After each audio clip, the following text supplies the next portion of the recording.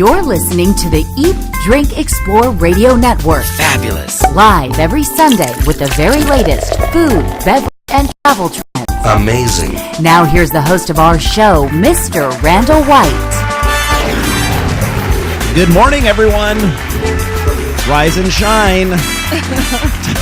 Time to get going. You sound like my mom. I was going to ask you, Patty Pyburn, my lovely co-host, if your mom had any wake-up-isms. Yes, very sing-songy. Time to get up. Up and Adam. Oh, Up and Adam. Up and Adam. Rise and Shine was one of them. That's one of Carolyn's favorites, too. Up and Adam. That's my mom. Yeah. And let's see. Up and Adam and... I guess that was really kind of it. Rise and shine. Rise and shine. Up and Adam, Sleepyhead. We had an intercom system in our house. Even better. Picture Jetsons like 1950, and so it was connected to a radio, so she could play the radio, and you just flip throughout switches, the house. yeah, whichever one she wanted to turn on. But there was also a talk button, and I don't think we really utilized that. That was pretty modern and cool. Pretty high tech back then. Yeah. When were you born? In the 40s, 50s? Oh, haha, just kidding. 1967, a very good year. Summer of We share Love. that year. Yeah, I think when was the Summer of Love? I don't know, but we can call it 67. When we were born. Although I was born in winter, so there was no summer loving at that point. But so my mom would wake us up that way sometimes, and then throw the switch on. I think KCBS was what she always listened to, which was the local news station. Anyway, good morning, everyone. Great to have you with us here on this lovely Sunday morning. Welcome to all our KSCO AM 1080 listeners in the greater Santa Cruz area, San Jose and Monterey counties. And then also Crush 92.5 in San Luis Obispo and Santa Barbara counties. And then everyone that's watching online right now via eatdrinkexplore.com or our Ustream feed. Nice to have you with us here via our video simulcast. If you've never checked that out before, we encourage you to do so. All right, straight ahead on this hour of the program, we'll check in with one group that is working to revolutionize the way we think about what we eat, Patty, specifically when it comes to the diets of our children. And I know you are always conscious of that. Yes. And your kids are great. They eat really food that a lot of kids wouldn't. They're pretty adventurous when it comes to food. Yeah, requesting to go to sushi at the age of like 3 and 4, Yes. right? And speaking of sushi, it's hard enough to master the art of chopsticks. Can you do it? I can, but I have a little advantage. I lived there for about 6 months in Tokyo. Yeah.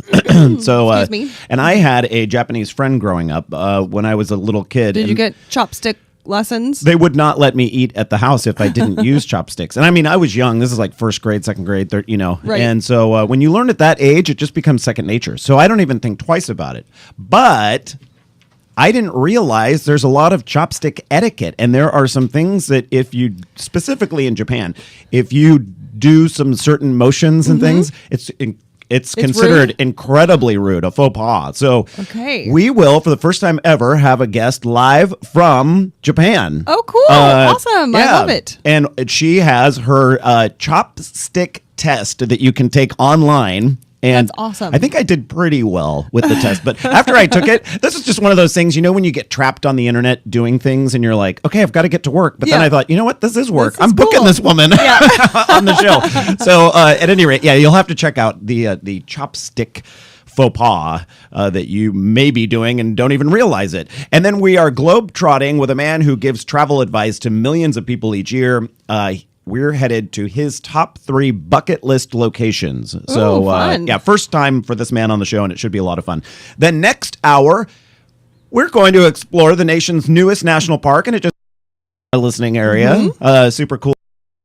We're also sharing our newest recipe, which is a delicious and vegetarian dish from Chef Michael Wood of Robbins in Cambria. We had him on our new Market Fresh show, and the recipe is, you can find it online at eatdrinkexplore.com under Love recipes. it. It's already pre-posted. I'm now Ready to go. pre-posting the recipes. That's yes. smart. That's smart. But right now, it is time to check in with the news desk, and that's where Patty Pyburn is situated. Patty, what's making news currently? Well, on this Sunday morning, Randall from the Eat, Drink, Explore news desk, this is what we are following. A new study shows a compound in red wine could increase the amount of testosterone circulating in your body. It works by reducing your ability to eliminate the hormone through urine. The study, published in Nutrition Journal, shows the compound inhibits an enzyme that under normal circumstances would attach itself to the testosterone molecules, allowing your body to then excrete it. Now, the British researchers could only show this happens in a laboratory setting, and no studies yet have been done on humans to see if this actually works in nature. A children's hospital in Minnesota is $1,200 richer thanks to a single bottle of beer brewed at the White House. The president gave that bottle to a man during a campaign visit last year, and he, in turn, put it up for auction recently at a local festival in Minnesota. Very nice. All about craft beer. $1,200 for one bottle of beer. Whoa. Yeah, but it was for a good cause. So a nonprofit children's hospital. Yeah, so it was worth it. Yes. All right, well, beer drinkers may be very charitable, but whiskey drinkers are the biggest tippers. According to a new survey, the study was done by looking at guest checks from February through November of last year and comparing beer, wine, and cocktail purchases with how much money was left for a gratuity. Mm-hmm. This is very interesting. It found, on average, wine drinkers tipped the least at roughly 20%, and bourbon drinkers forked over the highest percentage at nearly 23%.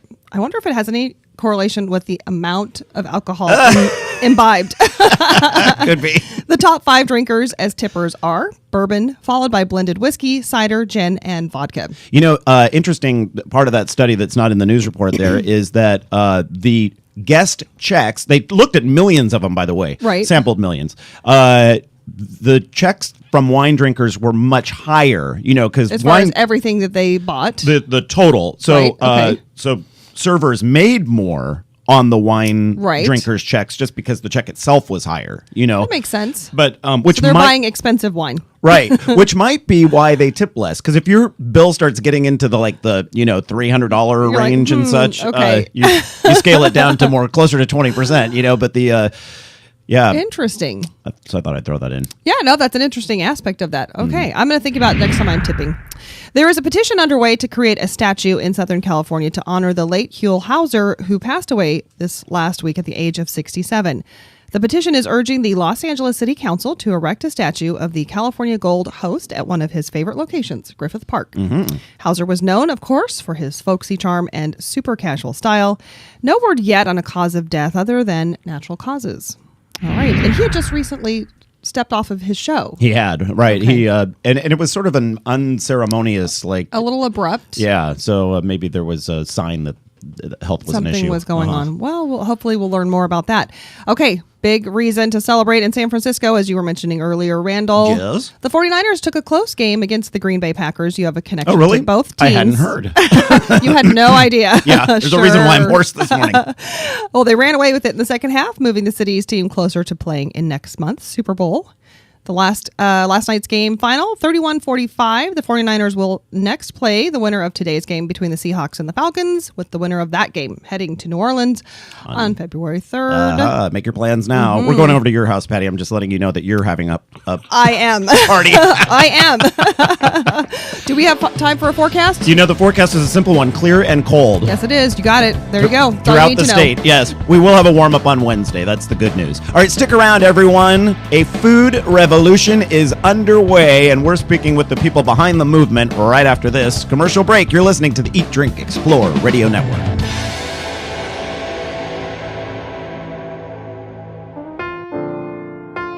The holidays are now over, but Restaurant Month here in California is just getting started. As January unfolds with a wave of culinary diversity, the hottest place in the state to take it all in is along the Central Coast in San Luis Obispo County. Featured on local menus are ingredients grown on nearby farms, savory seafood caught that day in the Pacific Ocean, and grass-fed beef raised on the county's lush green hillsides, all served with a touch of Western flavor unique to the region. Not only are these offerings among the best in the nation, but these foods are paired with top local wines, craft brews, and outstanding scenery. When considering your 2013 New Year's resolutions, be sure to include an education for your palate, an experience that can only come from visiting the culinary destination that is San Luis Obispo County. Oh, and I'm sure saving money is on your list of resolutions as well.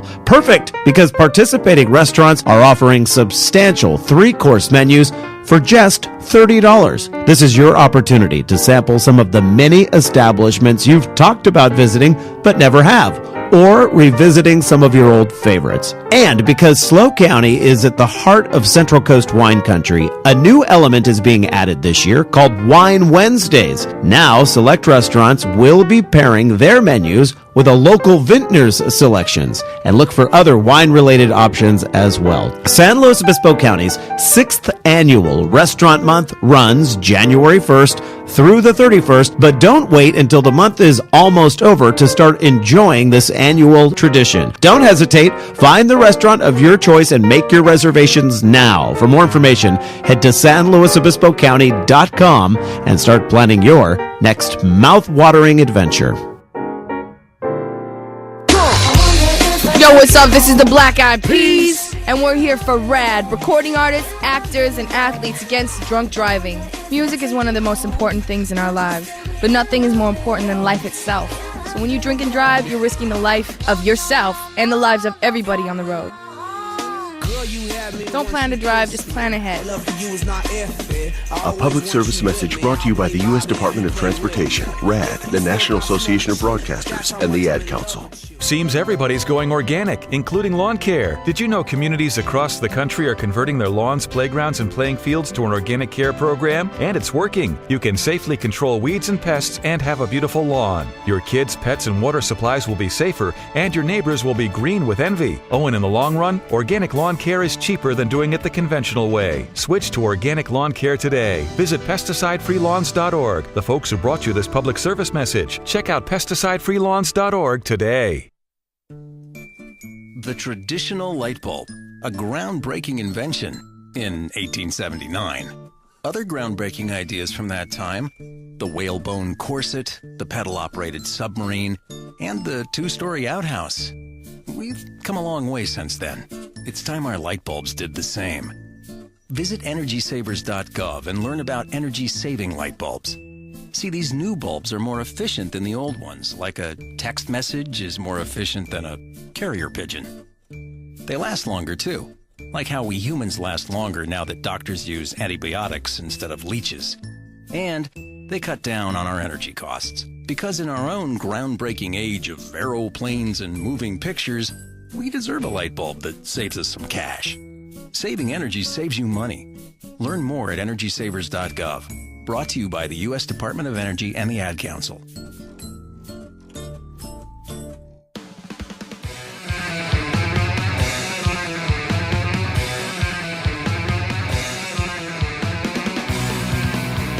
Good morning, everyone, on this lovely, cold, chilly... How many adjectives can we have for this Sunday Is morning? that an adjective? Yes. Brr. It's been really cold for Yes. California. My little Prius this morning had a freezing warning on it. A little snowflake came on the dashboard saying it's below freezing. Oh, really? Yes. Yeah, I imagine electric cars and such with the cold weather. That's not, it's not a good marriage. I don't know what it does, but my Prius didn't seem to like it this morning. No, I'll tell you, we haven't turned the heat on at the house yet. We've been very good. Okay. We've had a few fires in the fireplace. You're getting a little crazy such. now. I know. We're trying to see if we can do it for the whole winter, and I think we're going to be able to do it. But it was cold. It makes it difficult to get out of bed. Our friend Anthony says that's why I haven't been over their house That's why he's lately. not visiting you. Yes.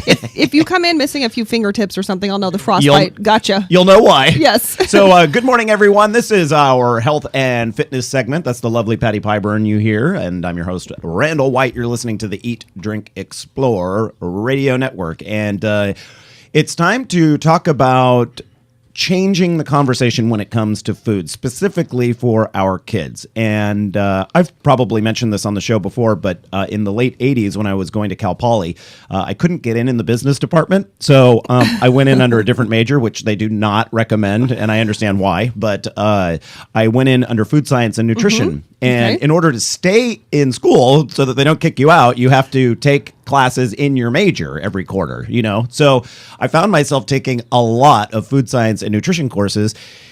And there came a point where I thought, why isn't this being taught just standard as part of the gen ed, general education? It should be part, and not just general education for college students. This, I was thinking, should have been taught from a very young the beginning. age. To this day, I use what I learned in those nutrition courses more than I use any of the stuff that I learned in business or journalism when I went back for journalism school. Because, you know, every time I look at a label or something, or a nutritional, what's in the food, I know the breakdown, and I know, and everyone should have that knowledge. Right. So we're welcoming to the show right now Carolyn Cohen. She's the co-founder of an organization called Food Fight. I love it. That's a great name. It is a great name. Thank you. You know, you're based in New York, but the information that you have can easily be applied here in California, and hopefully will be on some level. Carolyn, what made you get so motivated about this topic? Well, Randall, I feel like you actually just took the words right out of my mouth when you describe your experience in this course and your realization that everybody should have this knowledge. Right. You know, I really think Food Fight was born from that feeling, you know, precisely. I was a teacher for many years in a public school in Manhattan and watched over those years, you know, my students eat the worst foods and develop the worst palates, and really felt that same sentiment that, you know, if our students and frankly teachers as well understood what they were putting into their bodies and how it was impacting their health and really their life chances, they would be making very different choices. And I set out to educate them in that way. How do we go about doing this? Where do we start? Where do we start? It seems like a major shift would have to take place. Right. So we really see schools as a platform for that shift and that kind of cultural change that would begin in schools, but would really extend to society at large, you know, and like all great social movements, you know, it often starts with the young. And we see teachers as a really important kind of change agent for starting that movement. And so we actually started with the students, and we've designed a curriculum to get specifically high school students engaged in this national conversation about combating the obesity epidemic and really look at the social and political and economic underpinnings of our food system and understand their role in it as a consumer. And that has led to specific and very exciting dietary changes in their lives. But in order to scale this initiative, we realized that we really need to reach teachers and that they can disseminate this information and serve as healthy role models for their students and get that information out, because as you know, and as you mentioned in the beginning, there isn't nutrition education anymore. You know, home ec is gone,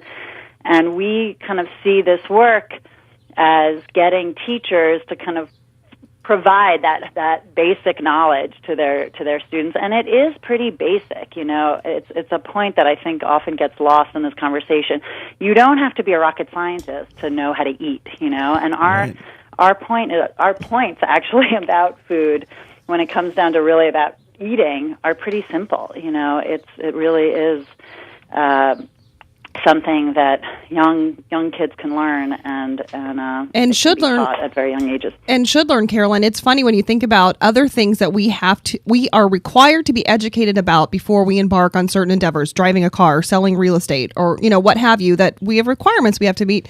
We all have to eat to stay alive, but there's no requirement that we understand how the food we eat affects our bodies or how it affects the world we live in. Exactly. And, you know, now with the new nutritional standards around the country, we see a lot of pushback among students, principals, teachers, because there is no understanding about the importance of eating healthfully. And so if you just switch out unhealthy foods for healthy foods without that educational component, that's the result. You're getting resistance. You know, it's funny, my children, but I had a different approach as a parent. I figured if they don't have junk food in the house to choose from and they have healthy choices, then, you know, I just remember my sister complaining, oh, my son eats this, that, and the other thing. And I'm thinking, well, he's 5. He's not doing the grocery shopping. So why is that in your house? Right. So exactly. I approached it a little differently. All the time. My kid just won't eat this. And so therefore I give my kid, Oreos for snacks. Well, your kid doesn't like a lot of things. And you don't let your kid watch TV all day, and you don't let your kid not do homework. And this is another thing that you set down a rule about because you know it's important for their health. So Patty makes a good point, who's doing the shopping. And then the other place that they might get meals would be at school. So that's a whole nother level. It's not just educating the kids, but feeding them properly as well. Having good choices. If you look at the menus at a lot of public schools, it includes Pizza Hut and Taco Bell and chicken nuggets and, fast food is what they're being served. Right. How do you address that? Well, we come at it through this educational piece, and we have seen already how students who have taken our courses have been much more active and vocal advocates for bringing healthier food to their cafeterias. That's and good. Succeeded in doing that. And, we really believe that unless you're educated, unless you understand why the food in the cafeteria is so bad and you shouldn't be eating it, you're not going to demand change. And so that's the piece that we work on. And obviously, changing food in a cafeteria is entering, an enormous bin. I mean, it's so bureaucratic and financial. There are Yes. contracts with companies Right. that have gone on for years that value profit over public health. So that is an enormous problem to tackle, and we believe the first step is educating students and school staff to demand healthier options. And this food that's being served, it's nothing new. When I was a kid, I remember what I used to get in junior high and in high school. We didn't have a cafeteria. We had like lunch lines kind of thing. And I went and I would always get these Hostess coffee cakes. Yes. Little Hostess coffee cakes. Yeah. And also these pizzas that were served like in squares. I can guarantee you that they're not very good for you. Yeah. Right.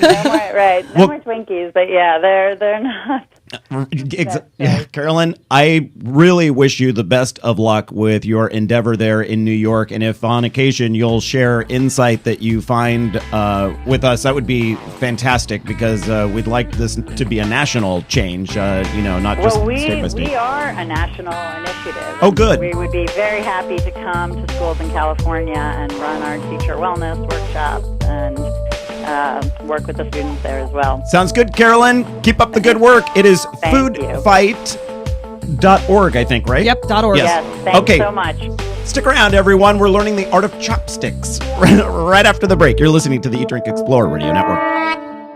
Some of California's best restaurants, hotels, and homes are perched on steep hillsides with incredible views. But those buildings weren't just thrown there. They were placed on foundations designed and perfected by experts. Throughout much of the Bay Area, those hillside foundations were placed by S.S. Caveney Construction. With nearly 3 decades of experience dealing with the steepest and most difficult terrain, S.S. Caveney Construction is well known for being the go-to company when quality is your number one concern. Hillsides in California, as you know, are prone to drainage issues that can lead to erosion and slippage. S.S. Caveney Construction will solve those problems for you. Get a quote today by contacting the team you need. Head to S.S. Caveney, that's CAVENEY.com, and get your foundation placed correctly the first time.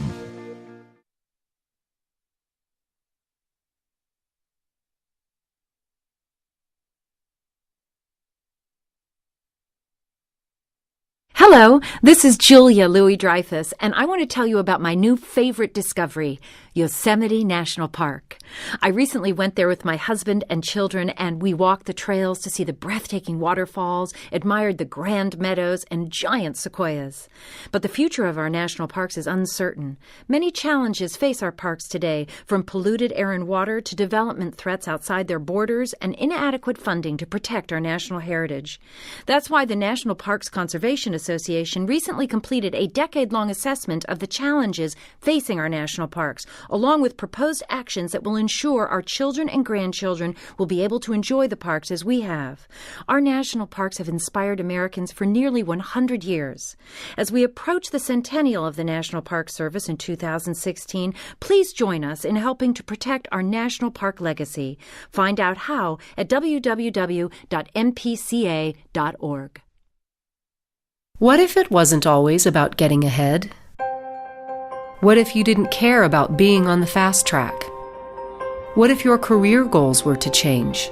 Instead of flying off to the big interview, what if you flew somewhere else altogether? To embark on a different track, to volunteer in ways you never dreamed of, in places you never imagined yourself being. Like a tiny island in the Pacific, barely visible on a map, but where needs are easy to see. Or a village on the African continent, where just a little training in HIV awareness can change the fate of thousands. What if you decided to share your skills with others and help someone else get ahead? Peace Corps. Life is calling. How far will you go? To find out more, call 800-424-8580 or visit peacecorps.gov. For the latest video and information from today's show, head on over to eatdrinkexplore.com. We're constantly updating it with the latest food, beverage, and travel trends. Also, we're launching a new section of the site called California Love. This is where we recommend great companies, and the best part is every single business we feature is locally owned. We've checked them out and are confident you'll love them as much as we do. This is a great tool to have as we head into the holiday shopping season. Since you're already spending money, you might as well support your neighbor. We choose businesses that give back to the community, care about the environment, or use only the freshest local and organic ingredients. They also make their products here, not overseas. Our California Love business recommendation tool is still in the development stages, but will be available very soon at eatdrinkexplore.com. Eat Drink Explore Media, your lifestyle information source.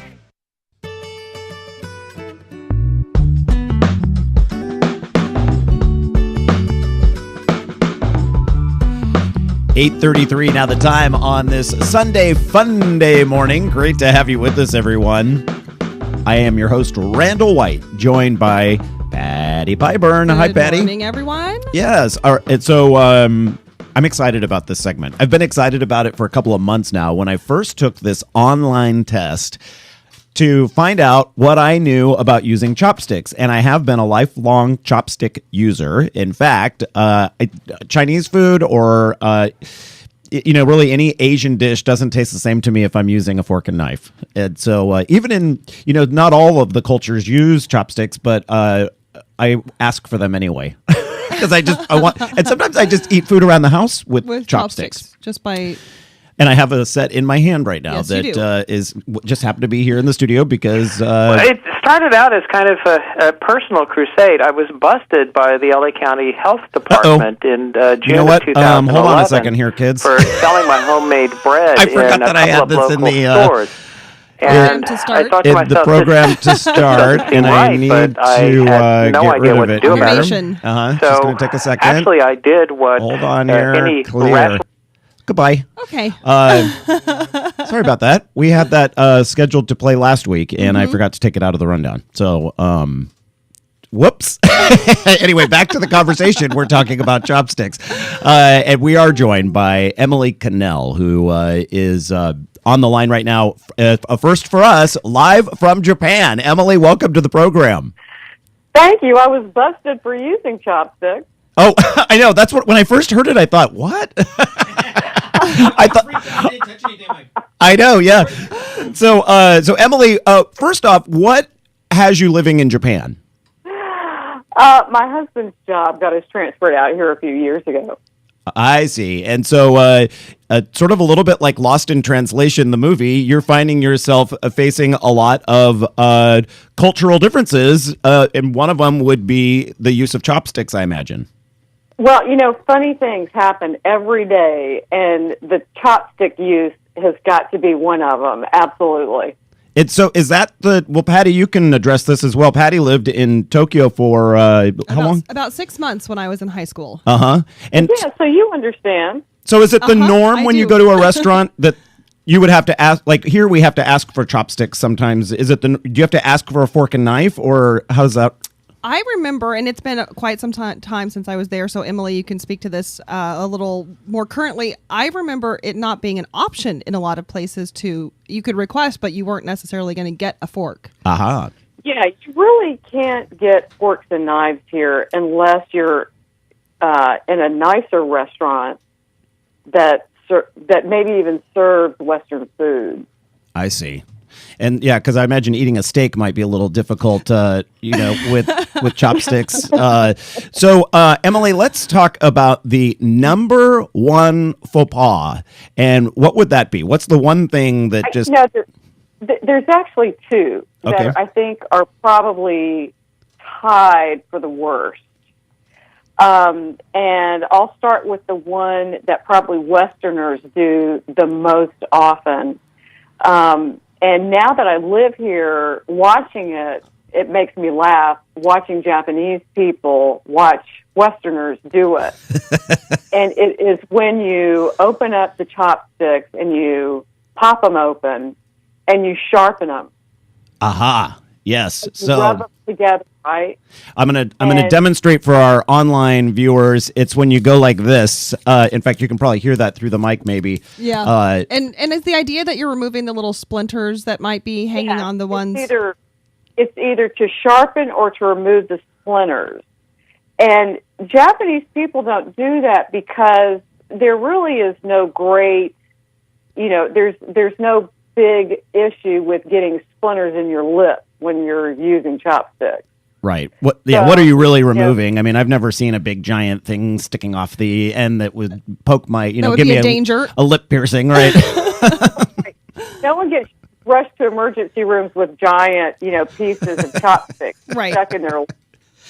What does it indicate, Emily, if you do that? Like, why is it considered rude or just not good behavior? Well, it would be the equivalent to us of using your knife and fork incorrectly. Mm-hmm. It's just considered bad table manners. I see. Okay.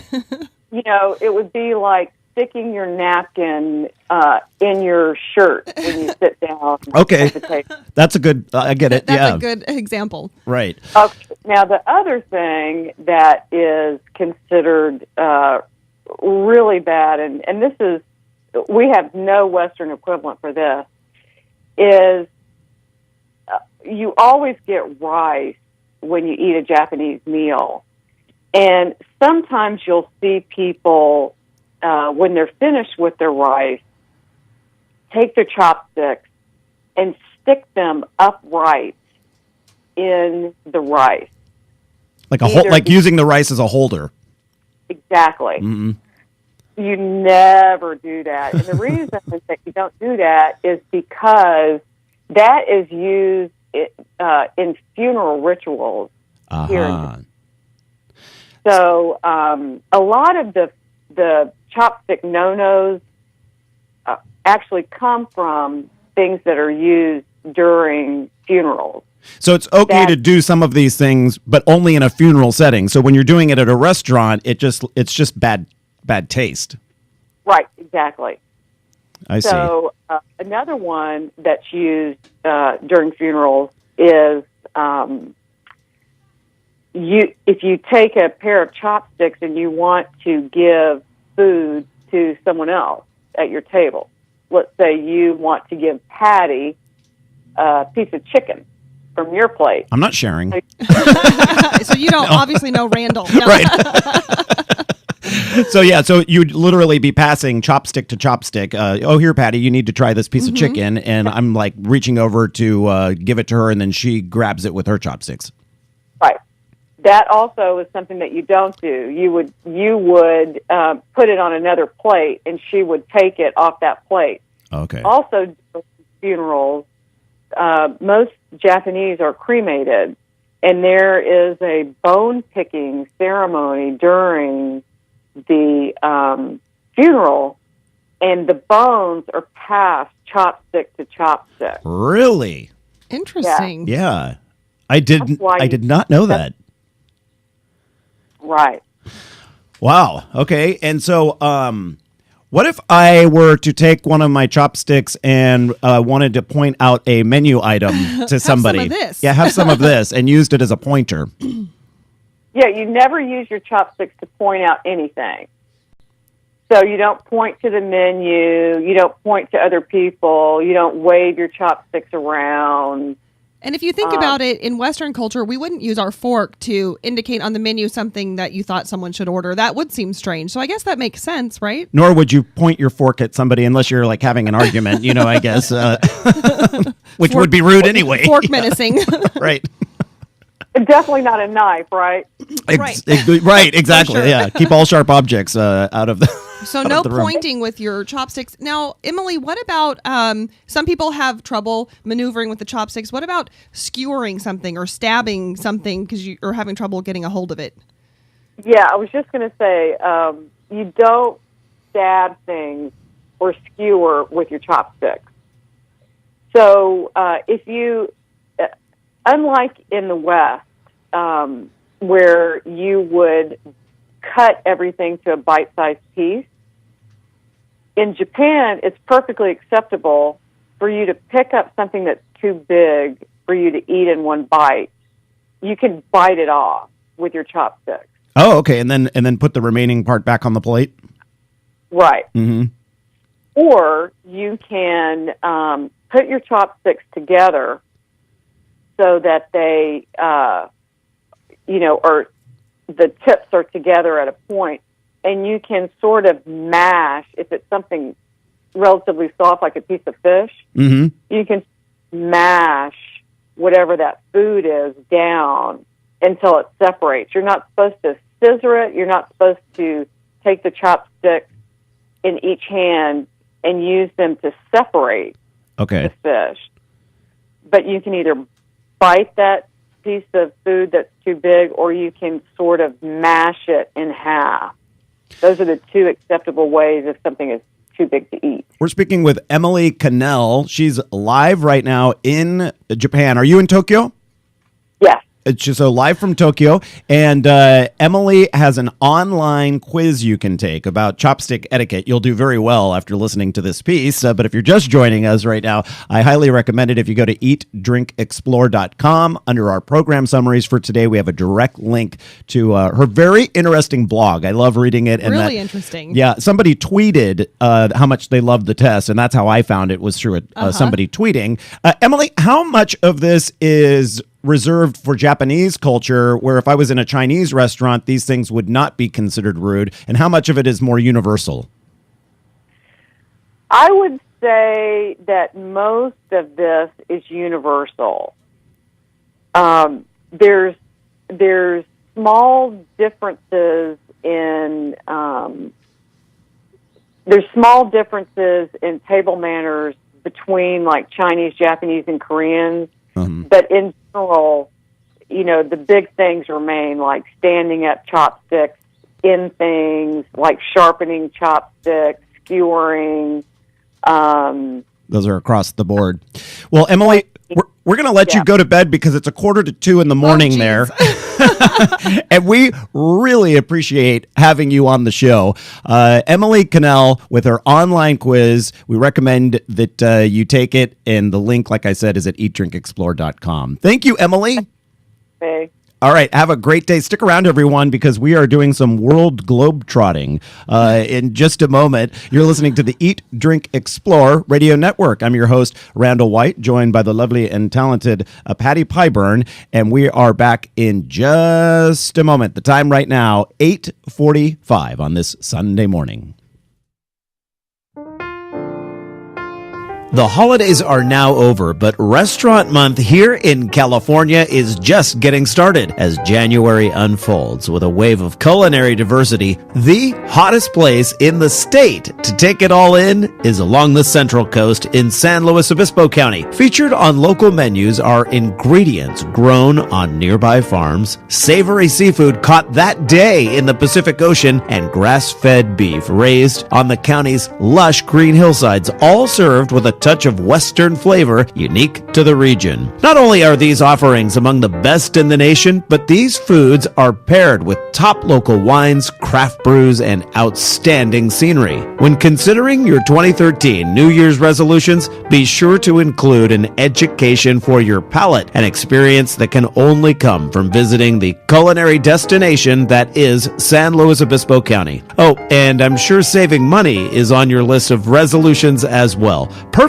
because participating restaurants are offering substantial 3-course menus for just $30. This is your opportunity to sample some of the many establishments you've talked about visiting but never have, or revisiting some of your old favorites. And because SLO County is at the heart of Central Coast wine country, a new element is being added this year called Wine Wednesdays. Now, select restaurants will be pairing their menus with a local vintner's selections, and look for other wine-related options as well. San Luis Obispo County's 6th annual Restaurant Month runs January 1st through the 31st, but don't wait until the month is almost over to start enjoying this annual tradition. Don't hesitate. Find the restaurant of your choice and make your reservations now. For more information, head to sanluisobispocounty.com and start planning your next mouth-watering adventure. Seems everybody's going organic, including lawn care. Did you know communities across the country are converting their lawns, playgrounds, and playing fields to an organic care program? And it's working. You can safely control weeds and pests and have a beautiful lawn. Your kids, pets, and water supplies will be safer, and your neighbors will be green with envy. Oh, and in the long run, organic lawn care is cheaper than doing it the conventional way. Switch to organic lawn care today. Visit pesticidefreelawns.org. The folks who brought you this public service message. Check out pesticidefreelawns.org today. Across the nation, people are stepping up for their mothers, fathers, husbands, wives, partners, sisters, and brothers. They're leading the way and walking to end Alzheimer's, the 6th leading cause of death in the nation. Together, we can reclaim the future. Walk to end Alzheimer's. Start a team. Join a team. Go to alz.org. For the latest video and information from today's show, head on over to eatdrinkexplore.com. We're constantly updating it with the latest food, beverage, and travel trends. Also, we're launching a new section of the site called California Love. This is where we recommend great companies, and the best part is every single business we feature is locally owned. We've checked them out and are confident you'll love them as much as we do. This is a great tool to have as we head into the holiday shopping season. Since you're already spending money, you might as well support your neighbor. We choose businesses that give back to the community, care about the environment, or use only the freshest local and organic ingredients. They also make their products here, not overseas. Our California Love business recommendation tool is still in the development stages, but will be available very soon at eatdrinkexplore.com. Eat Drink Explore Media, your lifestyle information source.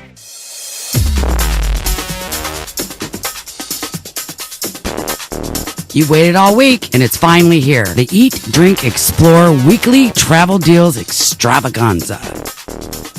Wait all week for it. And 8:49 is the time when it is here. It's arrived. Delivered. Yes, I'm your host, Randall White, joined by Patty Pyburn, and it is that time when we hear from people in the travel and tourism industry, the best of the best, the gurus of bargains, the luminaries of budget travel. And this week, we welcome to the program Howard Hillman, who has a website, hillmanwanders.com, that sees millions of hits, people trying to get information on international travel. So we thought we'd pick Howard's brain a little bit, and he's got a few trips in mind that are, I don't know, I would call them bucket list trips, like things that you want to do before you die, things that you need to see around the world. And I believe cruises are connected to these as well. Howard, welcome to the program. Hi, Randall. How are you? Fantastic. Thank you very much. And how did you get started with this site? Because it has a lot of hits, and so people clearly love what you're offering. Well, years ago, when I was in 8th grade, I started my own bucket list, places I wanted to see, and eventually it grew and grew, and I put it on the internet, and now we have over 2,000 pages, and we have 1.3 million readers per year on it. Wow! And it's my whole goal is simply, I really want to inspire people to see, as much of this world as they can. It's just a wonderful world. Was it Mark Twain who said the antidote to what's the word I'm trying to think of? Ignorance. The antidote to ignorance is travel. Oh yes. And it's also it's enlightening, and it is a wonderful world. And cruises are now becoming a big part of it. In fact, we have over our 2,000-page website, we have about 200 pages full of cruise tips and insights. And we also have a list of the top 10 cruise destinations. And this is very fits into what you said about a bucket list. Right. And the top 3, and you give tips and insights on them, are number 1 is Antarctica. Yeah, let's start there. Let's talk about your what you're recommending for Antarctica. Well, first of all, the two mistakes that travelers often make is relating to boat selection and when they go.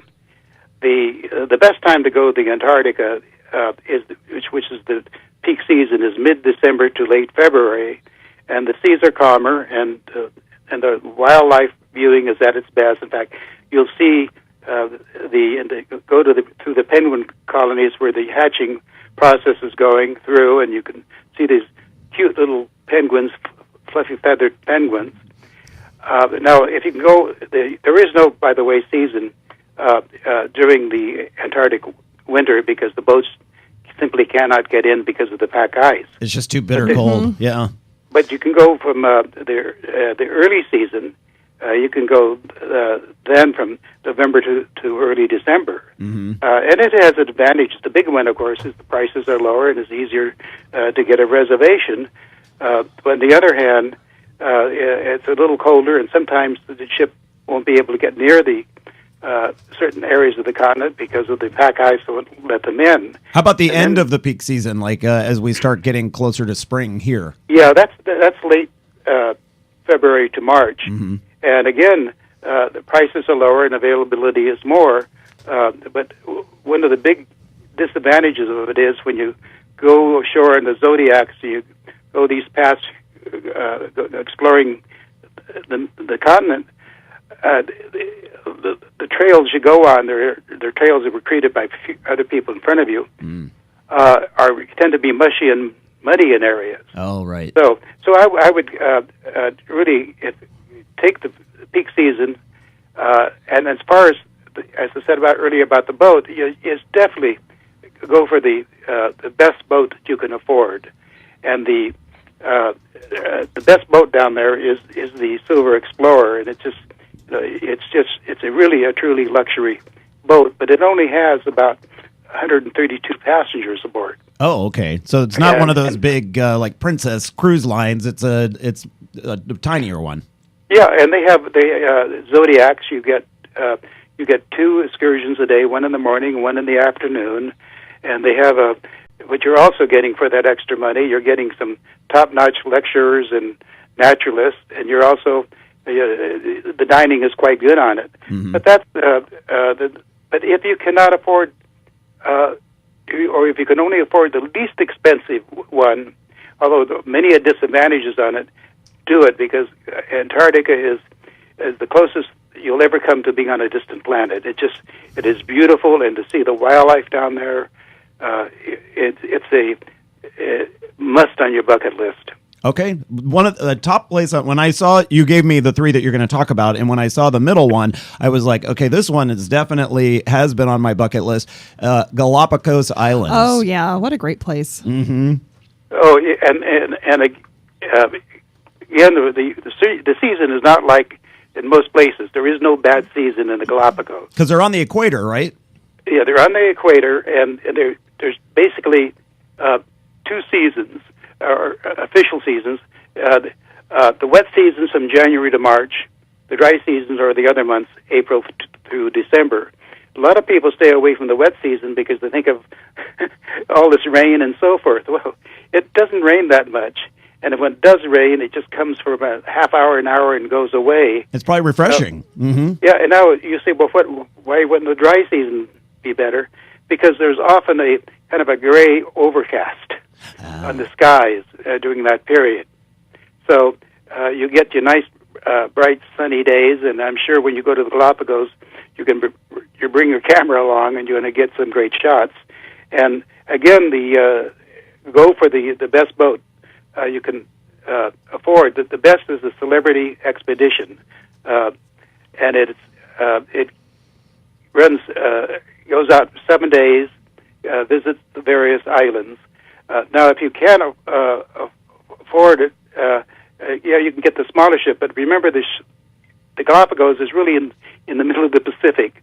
Those islands are really the peaks of volcanoes sticking out. Oh, mm-hmm. And so when a storm comes, whatever, you're out there in the middle of an ocean, right? And your boat can get tossed around a lot. And another one I would recommend not going on, although they're very romantic in concept, are these long sailing boats. Oh, right. But the trouble with those are if the sea kicks up, they're long and narrow. They can rock back and forth.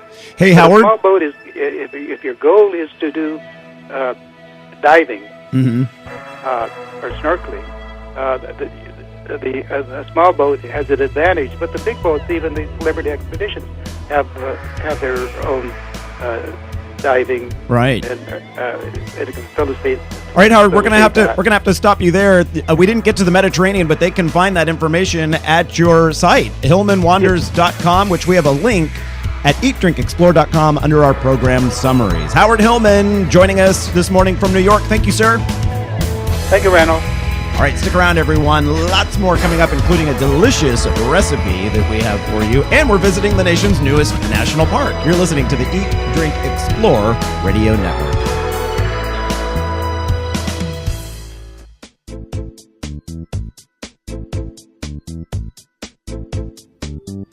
The Eat, Drink, Explore radio show is currently in a local commercial break. We will be back shortly.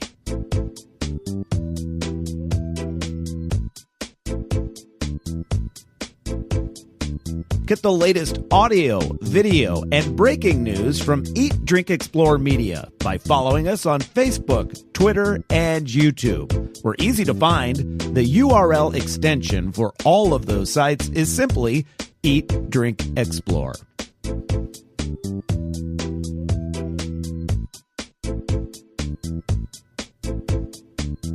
Thank you for your patience. The Eat, Drink, Explore radio show is currently in a local commercial break, and we'll be back on the air shortly.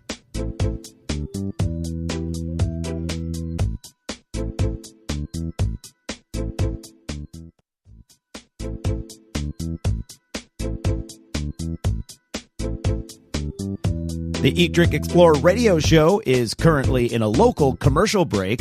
We will be back shortly.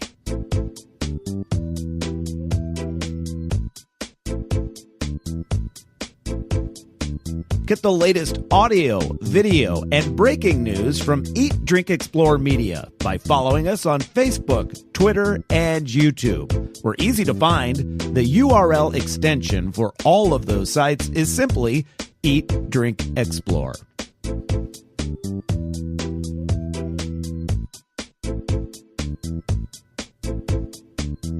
Thank you for your patience. The Eat, Drink, Explore radio show is currently in a local commercial break, and we'll be back on the air shortly.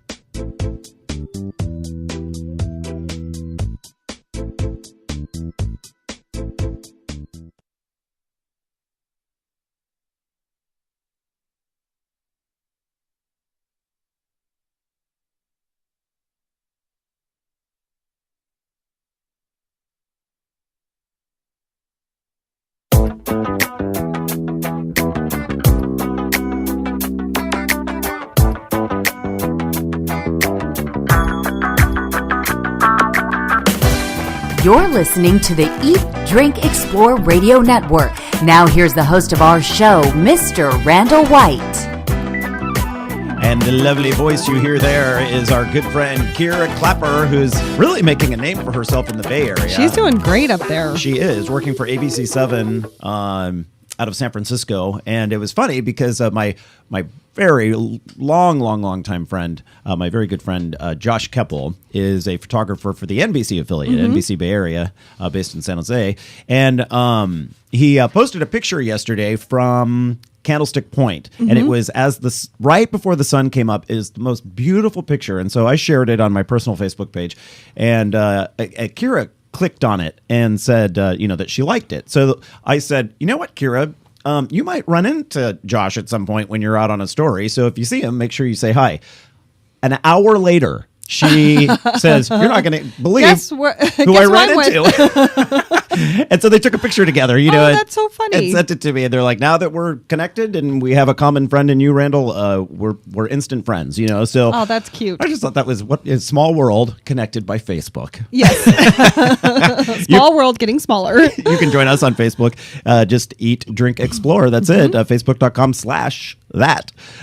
You can do us Twitter that way as well. So good morning, everyone. Great to have you listening here on Crush 92.5 in the San Luis Obispo area. We're also heard to the north on KSCO AM 1080. And so we love having you here as we discuss all things food, wine, travel, and the like. This hour of Eat, Drink, Explore Radio is brought to you by the wonderful folks. I truly mean that, too. They give so much back to the community. Very generous. So I'm not just throwing that word out. They are wonderful. The folks at Eberly Winery. That's right there, situated in beautiful Paso Robles. I've been there a long time. Open daily from 10 in the morning until 6 o'clock at night with complimentary wine tasting and cave tours. And I can't think of a better way to spend the day today. So I want you, whatever you had planned, I don't care what it is. I want Scrap you to scrap it, cancel it.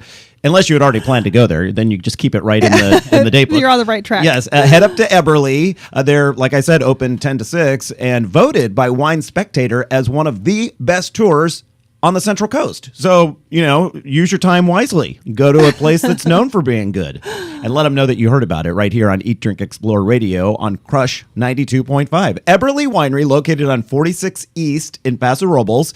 That's the drive like you're headed to Bakersfield. Log on to eberlywinery.com. EBERLE winery.com. You can also find right at the top of our eatdrinkexplore.com page. You can just click on that if you like. If you can't remember how to spell Eberly, we make it pretty easy for you. It is easy to find them. Yes. So, all right, Patty, we have our new show called Market Fresh on Thursday nights.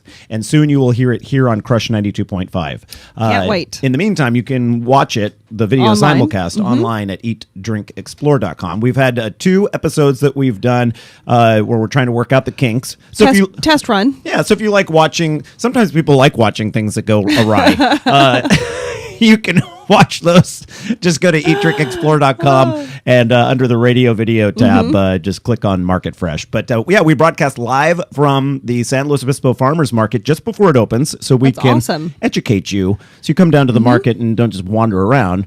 We'll let You'll be on a mission when you hear this, what the chefs are making and the special seasonal stuff that you can get at the market. And one of those chefs will join us later this hour via San Luis Obispo County Restaurant Month, which is our big sponsor this month, and a great excuse to get out there and sample some places you haven't tried yet at a fraction of the price. So all that information available at eatdrinkexplore.com. And we have a full final hour of the show coming up in just a moment. Patty will run down some news items for you, and we will also talk about what's coming up just around the bend. You're listening to the Eat, Drink, Explore Radio Network here on Crush 92.5 on a Sunday morning, and a very good morning to you. Back in a moment.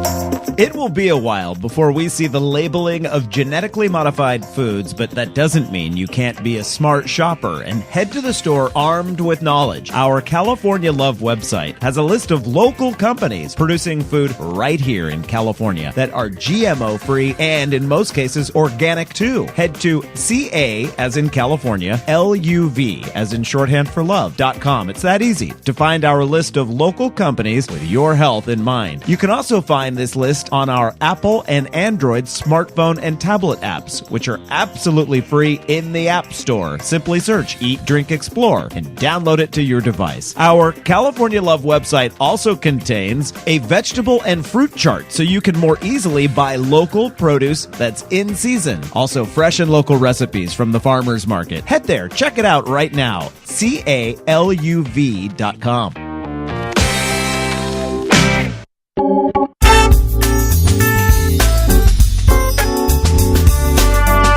You're listening to the Eat, Drink, Explore Radio Network. Fabulous. Live every Sunday with the very latest food, beverage, and travel trends. Amazing. Now here's the host of our show, Mr. Randall White. That's our Honeybee theme song on this Sunday morning. And a very good morning to you. We're trying to get you out of bed with a little toe tapping sound. Get you moving. Yeah. Or if you're driving, we want you to be wide awake. Because that's never a good thing. Especially if you were up late. Well, I guess for me it's late just because I have to get up early on Sunday mornings. Right. But watching the 49ers steamroll over the Packers. Now, the first half of that game had my stomach in knots because it was way too close for comfort. Then they really opened it up in the second half and showed some dominance, which hopefully they'll carry through all the way till the Super Bowl. And we can talk more about that coming up in just a little bit. But good morning to you, everyone.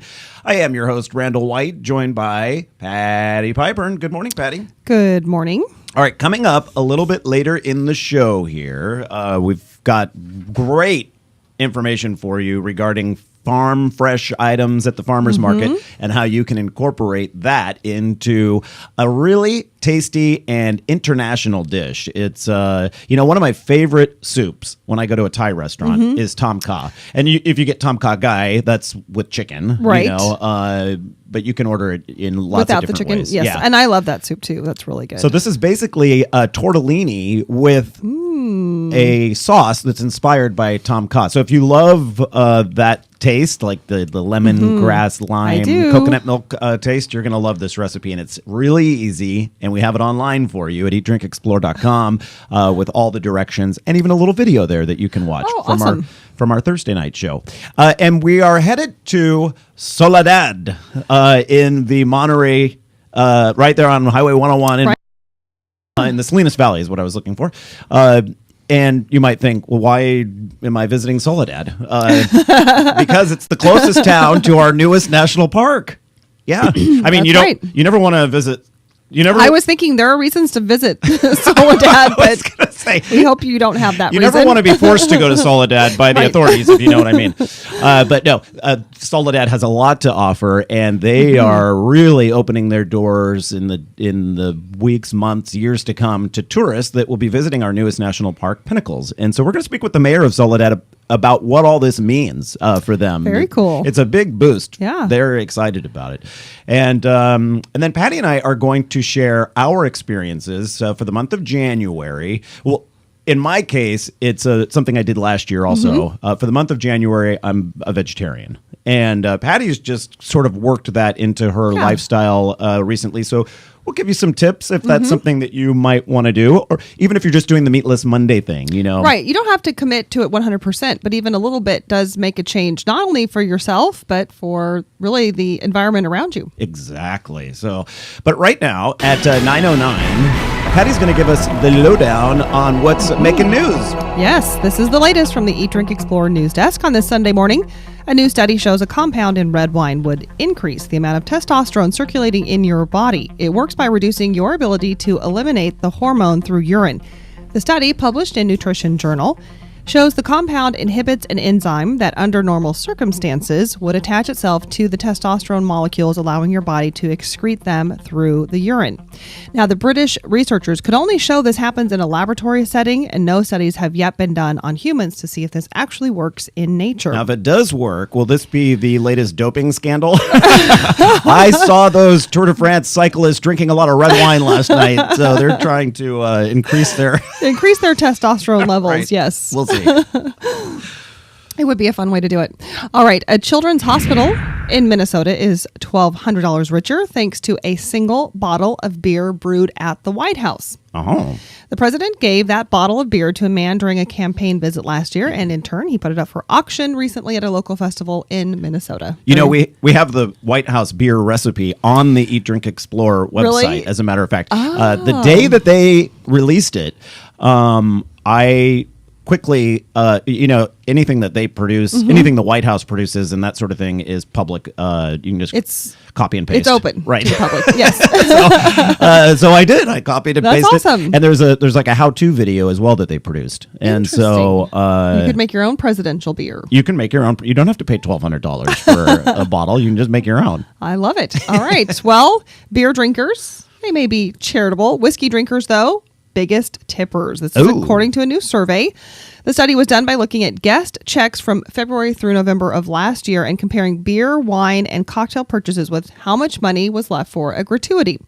All right. The study found on average, wine drinkers tipped the least at about 20%, and bourbon drinkers forked over the highest percentage at nearly 23%. And this is an average. This is on average. So the top 5 drinkers, as far as tipping goes, bourbon, followed up by blended whiskey, cider, gin, and then vodka. So the first 2 are forms of whiskey. Yes. And so I am a fan of the bourbon. If I I don't drink distilled spirits very often, but if I do, that would be your choice. I typically pick the bourbon. Well, hold on to your wallet because it seems like the wallet gets a little thinner. Yes, a little looser with the money if you're drinking the whiskey. 24%.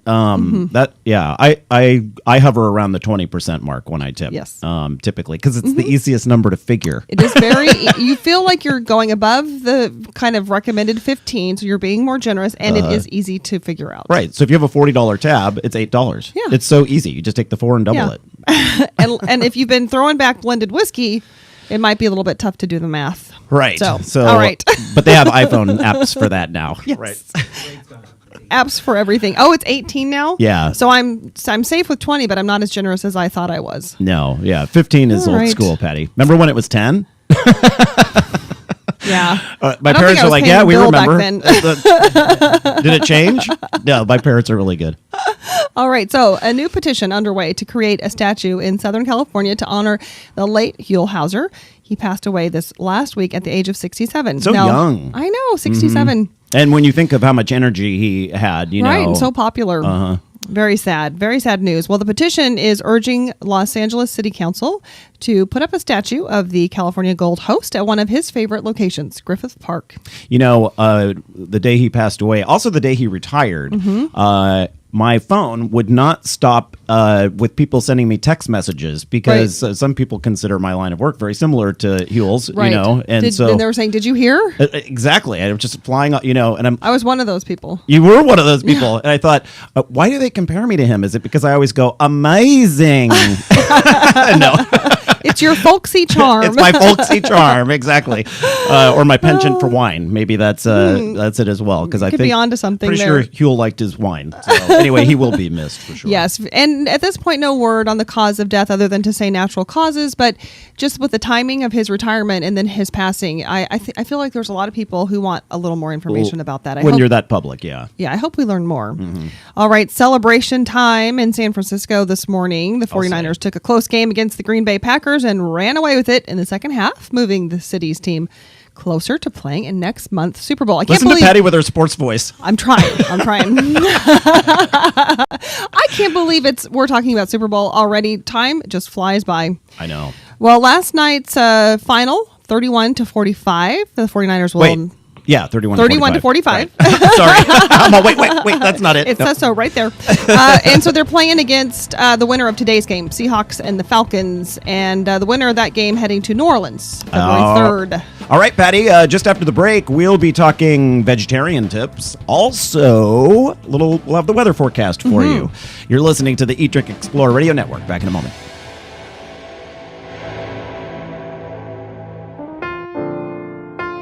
The holidays are now over, but Restaurant Month here in California is just getting started. As January unfolds with a wave of culinary diversity, the hottest place in the state to take it all in is along the Central Coast in San Luis Obispo County. Featured on local menus are ingredients grown on nearby farms, savory seafood caught that day in the Pacific Ocean, and grass-fed beef raised on the county's lush green hillsides, all served with a touch of Western flavor unique to the region. Not only are these offerings among the best in the nation, but these foods are paired with top local wines, craft brews, and outstanding scenery. When considering your 2013 New Year's resolutions, be sure to include an education for your palate, an experience that can only come from visiting the culinary destination that is San Luis Obispo County. Oh, and I'm sure saving money is on your list of resolutions as well. Perfect,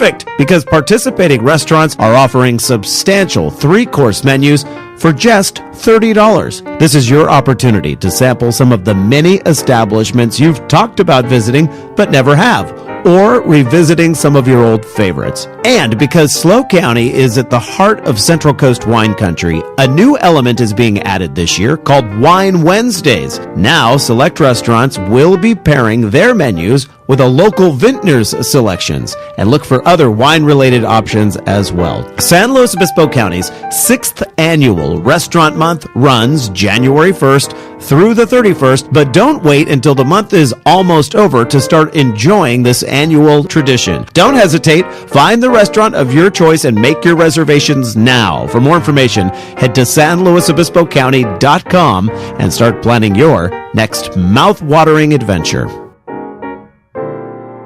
Sweet dreams are made of these. Who am I to decide? This is Annie Lennox of Eurythmics for RAD.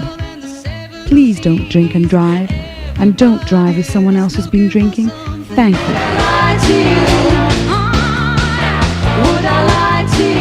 A public service announcement brought to you by the U.S. Department of Transportation, RAD, the National Association of Broadcasters, and the Ad Council.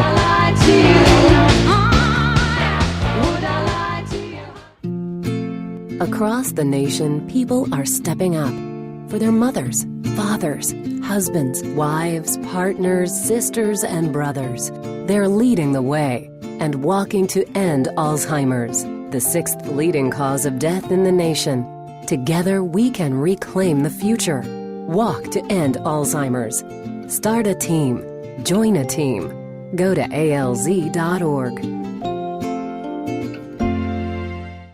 For the latest video and information from today's show, head on over to eatdrinkexplore.com. We're constantly updating it with the latest food, beverage, and travel trends. Also, we're launching a new section of the site called California Love. This is where we recommend great companies, and the best part is every single business we feature is locally owned. We've checked them out and are confident you'll love them as much as we do. This is a great tool to have as we head into the holiday shopping shopping season. Since you're already spending money, you might as well support your neighbor. We choose businesses that give back to the community, care about the environment, or use only the freshest local and organic ingredients. They also make their products here, not overseas. Our California Love business recommendation tool is still in the development stages, but will be available very soon at eatdrinkexplore.com. Eat Drink Explore Media, your lifestyle information source.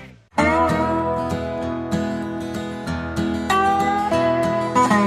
in San Francisco since 1933.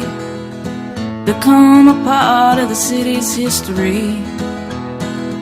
People from around the world hang out at my bar. The tourists, the locals, and the famous Morning to you, everyone. 9:19. Now the time on this Sunday morning.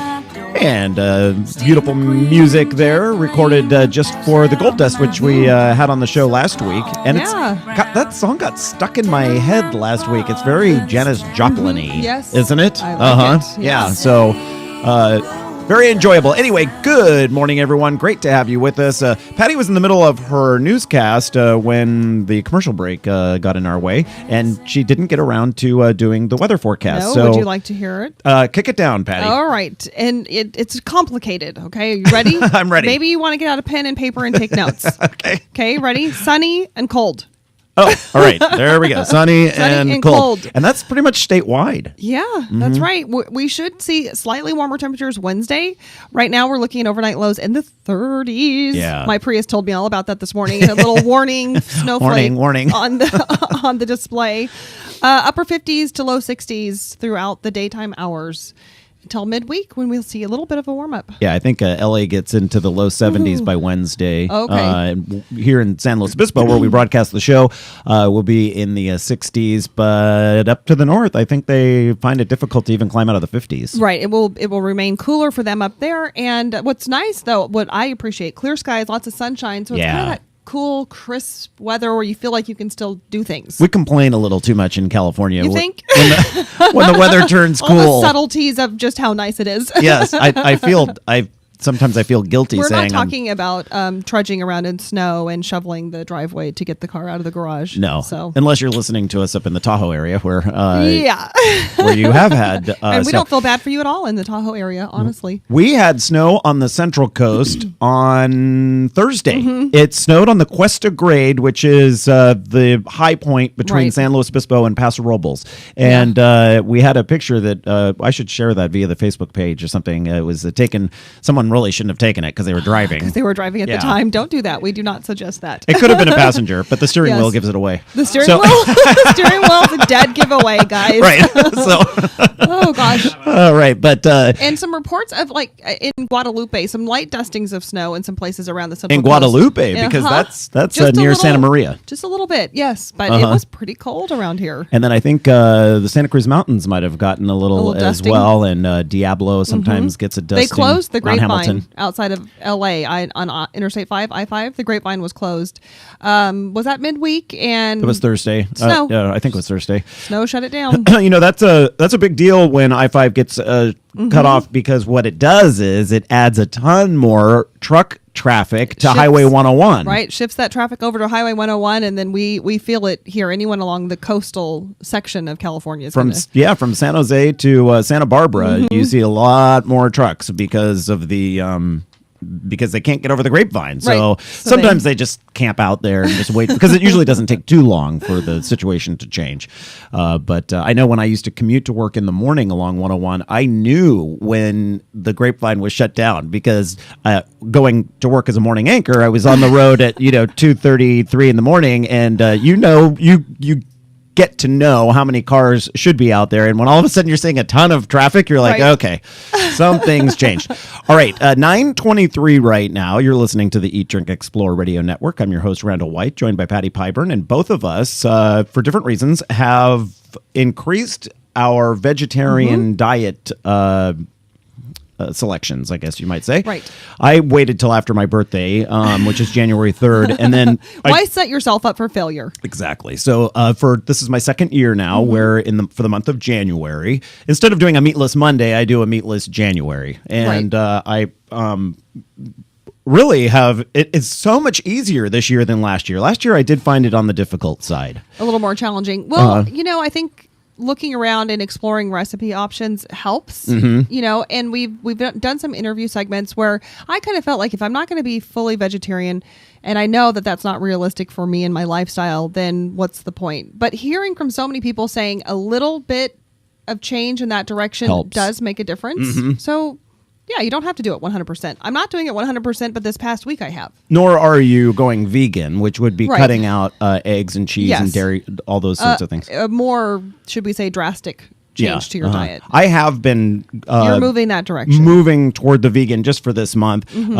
We have a bunch of cheese and stuff in the refrigerator that I don't want it to go bad, so I've been using throw it out. But I've been using smaller portions than I normally do. Well, I realized I'm not a big meat eater just by choice, by my preference, but I tend to eat it because it's in the house, and that's what I feed the rest of my family, and I find myself eating it. I thought, well, if that's not what I prefer, why am I doing that? So kind of taking a cue from you, and also my daughter really cute this past week that she packs her own school lunch. Oh, Dresden does? Yeah, they both do. Yeah. And they just don't prefer to eat school lunches. So for years, I mean, they've always had a packed lunch. So they still pack them. And she is putting a whole array of vegetables in her lunch. She said, Mom, that's what I really like. And that's what I want to have. And I said, are you going to put some protein in there? Which she added some cheese. And she said, that's, I just figure why not eat vegetables? Yeah. So I thought, yeah, why not?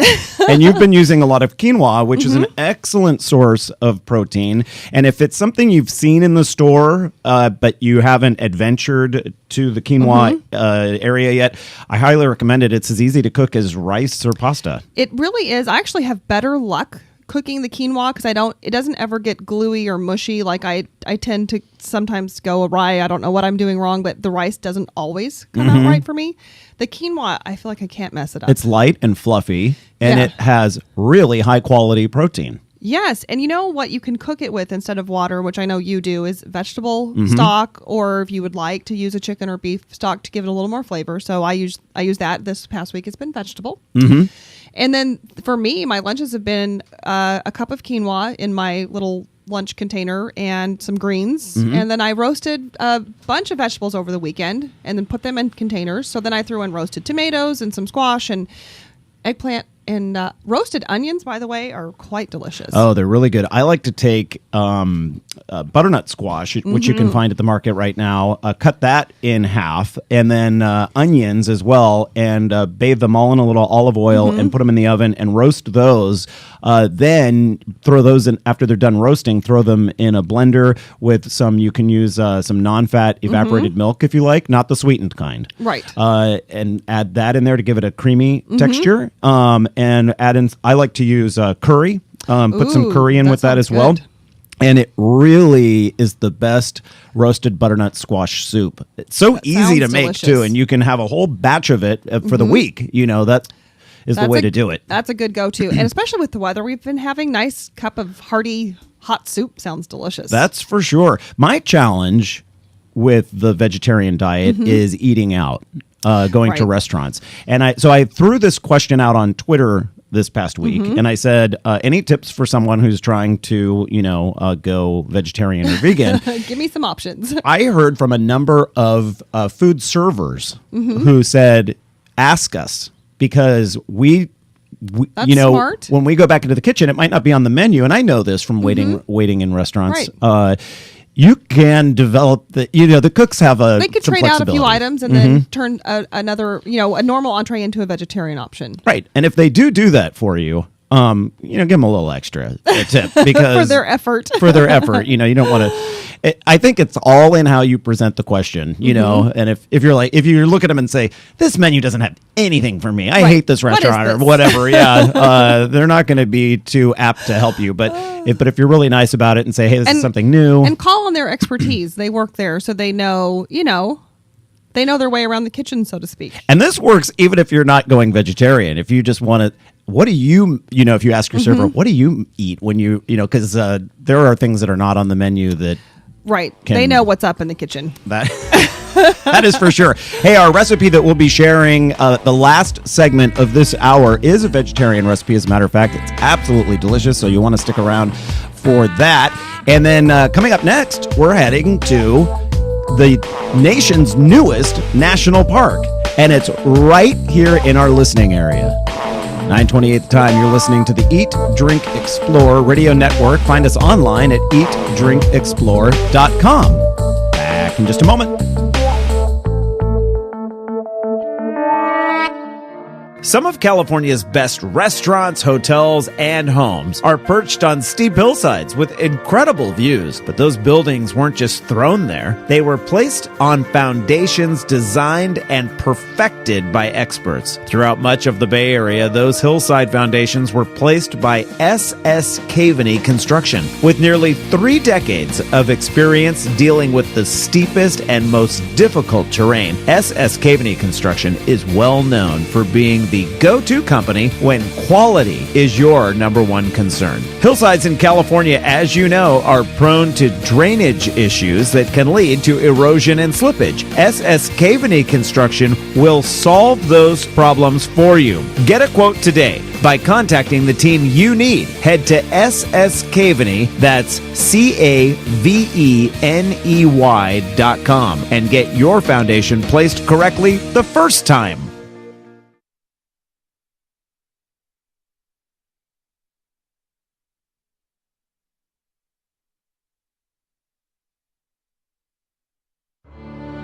I'm in almost every school bus and classroom. I go to school with your children. We say the Pledge of Allegiance together. You see me around the neighborhood and you tell me that I'm a pretty good kid. Well, I'm 1 out of every 5 children in America, and I'm struggling with hunger. This problem is closer than you think. My teacher tells me we can grow up to be whatever we want. I want to grow up to be someone who doesn't go to bed hungry. There's enough food in this country to feed everybody. Please visit feedingamerica.org today and find your local food bank for ways to help. Every dollar you donate helps provide 8 meals for kids like me, quietly struggling with hunger. Together, we are Feeding America, brought to you by Feeding America and the Ad Council. Hello, this is Julia Louis-Dreyfus, and I want to tell you about my new favorite discovery, Yosemite National Park. I recently went there with my husband and children, and we walked the trails to see the breathtaking waterfalls, admired the grand meadows, and giant sequoias. But the future of our national parks is uncertain. Many challenges face our parks today, from polluted air and water to development threats outside their borders and inadequate funding to protect our national heritage.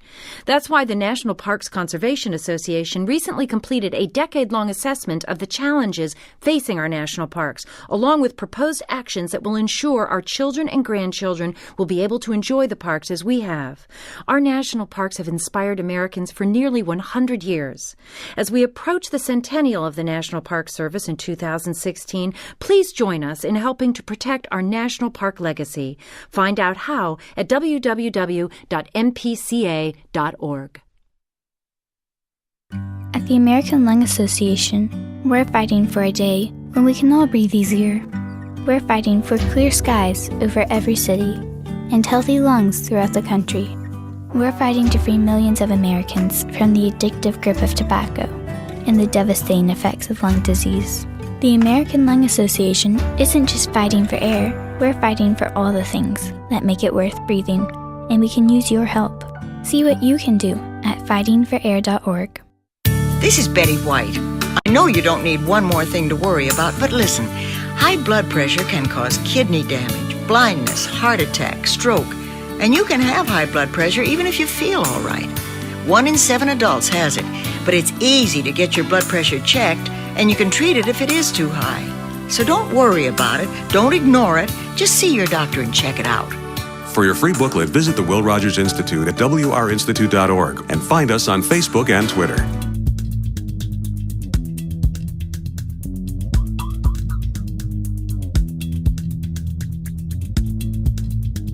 Welcome back to the Eat, Drink, Explore Radio Network. Here now is your fabulous host, Mr. Randall White. On a fabulous Sunday morning, 9:33 the time, and a very, very good day to you, everyone. I am Randall White, as Monica said there, joined by Patty Pyburn, my lovely, talented co-host. Good morning, everyone. Yes, and so, Patty, you used to live in Monterey County, and did you ever make it to Pinnacle's National Monument? I did not, but I know what you're talking about. Yes. Well, I think when something is designated as a national monument, it gives people reason to go, but it boosts the tourism power. It does when it goes from just a regular park to a national monument. But when it goes from a national monument to a national park, yes, even more so. There are only a handful of national parks throughout the United States that are designated. There's a lot of national park units, which a national monument would be part of, right? But actual just national parks, I don't have the number in front of me, but I think it's 40-something throughout the United States. So Pinnacles has gone from being, this month, just a few days ago, right, from being a national monument to a park. And I went in the late 80s. Oh, okay. Wow.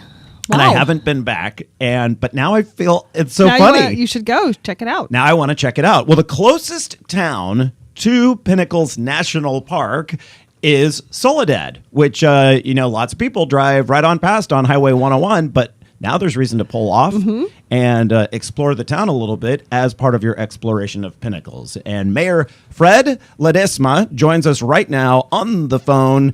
He is the mayor of Soledad, and I imagine, Mayor, this must have been fantastic news for you. Yes, good morning. Yeah, we were kind of had heard that, Sam Farr had told us, the congressman, that he was going to try to put some legislation.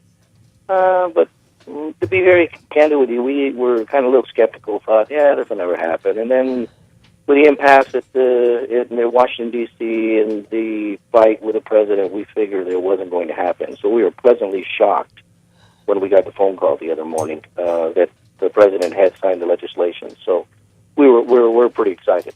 Yeah, that is, when I had heard also, Mayor, that this plan was in the works and that Sam Farr was working with, was it Barbara Boxer that he was working with to make this happen? But then I heard nothing more about it, so it fell off my radar and I wasn't paying attention. And then Patty, my co-host here, she's very good about this all week long. Anything that crosses her desk that would be of interest to this show, she sends me an instant email or a text message. And I got that and I was like, great. I was hoping that would happen. So California has the highest number of national park units and also national parks themselves of all 50 states, and now we just boosted that by one, and it's right in your backyard, Mayor. Yeah, that's pretty exciting. There's only 59 national parks in the whole United States. 59, so okay. 59, that's the exact number. We are number 59 in Soledad, or actually the Pinnacle. And, we're pretty excited. They draw about 300,000 people a year. And that'll likely rise now, I imagine. Well, they're estimating. It's kind of hard to say, but they're estimating that will double in the first year. Wow! So yeah, that's pretty exciting. That is exciting. And how far is Soledad from Pinnacles? We are about 5 miles, 4.5 to 5 miles. That's it. Yep. It seems a lot farther because the road is a little windy and it goes up. It's elevated. But that's it. From my house here, I actually ride a bike up there once in a while. Really? I was in better shape. When I was in better shape, I used to ride it a couple of times a week. But I love mayors who hop on their cycles. I've known many over the years, yeah. Well, Mayor, that sounds like some really good prospects for some opportunities for tourism for Soledad. Yes, actually, it's kind of ironic. Two things happened this week simultaneously, which is kind of like fortune is smiling on us. Monterey County was voted one of the top 10 destinations in states for wine country. I saw that too. Yeah. That was interesting. Yeah. And Monterey County has adopted a wine corridor. Would be the wineries on River Road outside of Soledad. They're about 2.5 miles from Soledad. Right, that leads over to the 101 if you stay on it, right? Correct. So it's right off of 101, and you would go out like if you're going to Soledad Mission. Mm-hmm. And we'd go on Los Coches. There's a series of 7 to 9 wineries there. Mm-hmm. Quintana, Paraiso, Smith & Hook, Hahn, Raff, Ranchoni, etc. Mm-hmm. So that happened, I think, on Monday or Tuesday was named the top 10. You know, I forget which wine news or whatever had rated them. And then the Pinnacles happens 2 days later. So for tourism in our area, we are right on the cusp of doing some spectacular things. Just a boom boom for you. Right. And so as I understand it, in an article that I read, you are currently in discussions with a couple of high-end hotel chains. This should help put those negotiations over the top.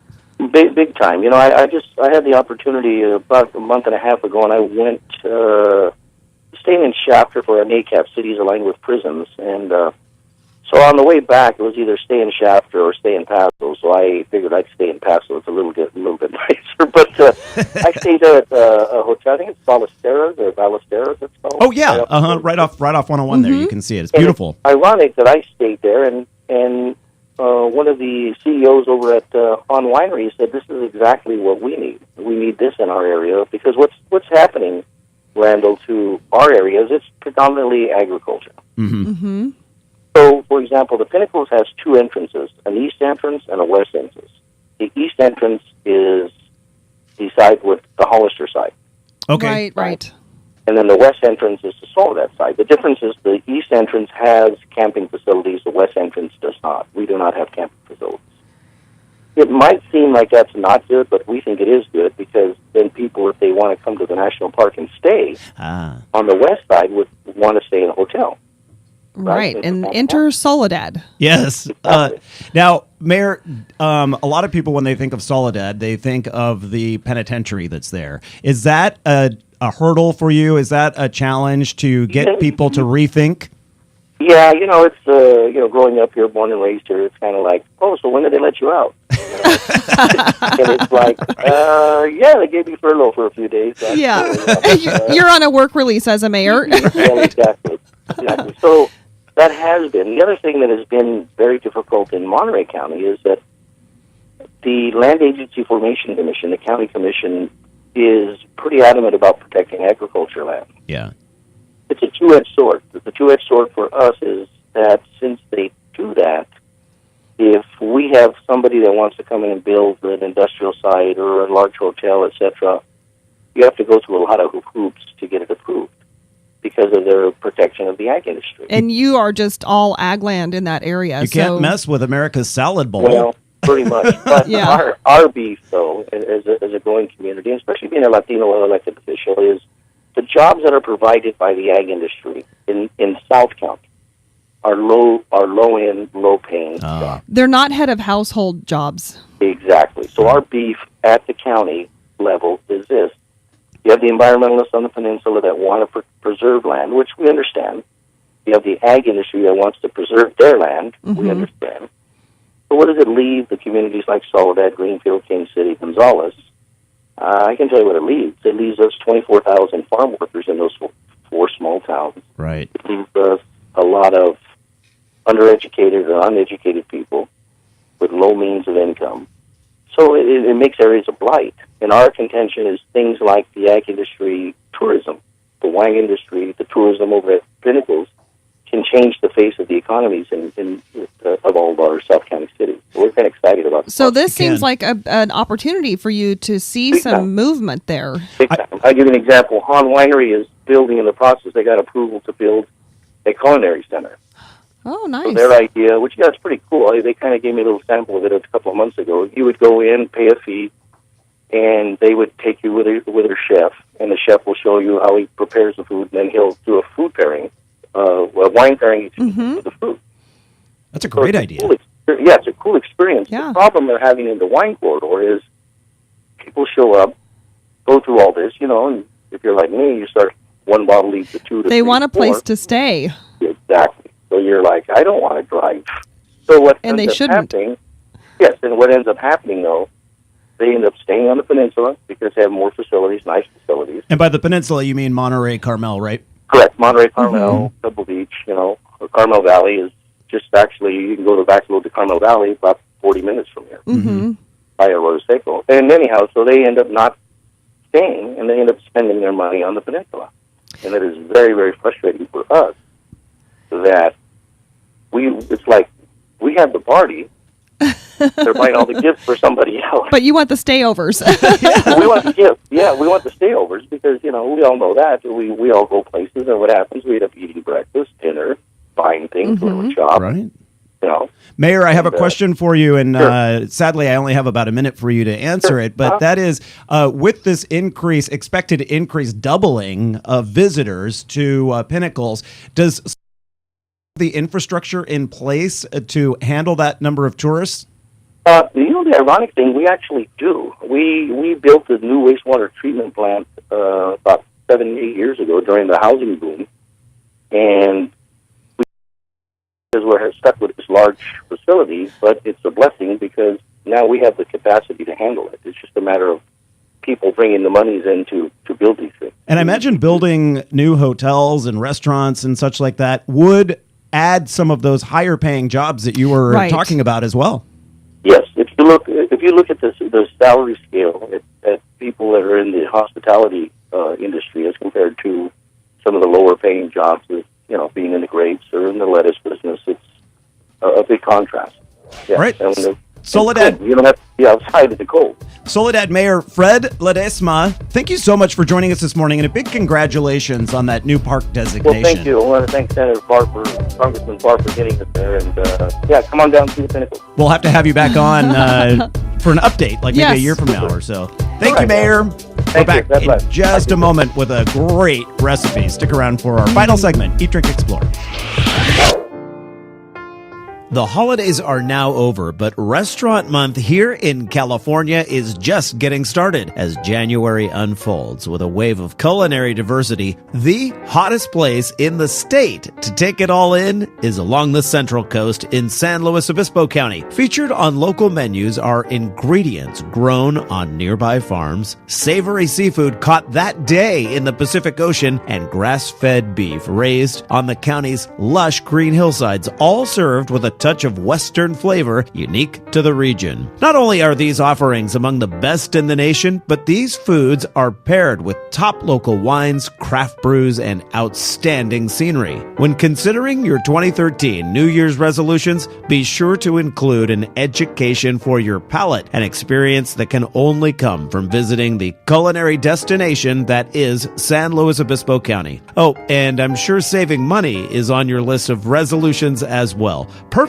because participating restaurants are offering substantial 3-course menus for just $30. This is your opportunity to sample some of the many establishments you've talked about visiting but never have, or revisiting some of your old favorites. And because SLO County is at the heart of Central Coast wine country, a new element is being added this year called Wine Wednesdays. Now, select restaurants will be pairing their menus with a local vintner's selections, and look for other wine-related options as well. San Luis Obispo County's 6th annual Restaurant Month runs January 1st through the 31st, but don't wait until the month is start enjoying annual tradition. Don't hesitate. Find the restaurant of your choice and make your reservations now. For more information, head to sanluisobispocounty.com and start planning your next mouth-watering adventure. Hi, this is Rick Moranis. Some people are more careful about what they feed their cars than what they feed their bodies. They know that the wrong fuel can hurt a car's performance and maybe ruin the engine. But the wrong food can have the same effect on your health. Too much fat, too many calories, and too little of what's good for you can affect how well you feel and even lead to serious illness. So eat right. It'll help you keep running smooth. For more information, visit the Will Rogers Institute at wrinstitute.org or call toll-free 877-957-7575 and find us on Facebook and Twitter. Wayne Brady for the Will Rogers Institute. Hey folks, I've got something that will truly revolutionize your life. It's called exercise. It will get you from here to there, allow you to spend time with your family and meet new people, cut inches from your waistline, and improve the quality of your life.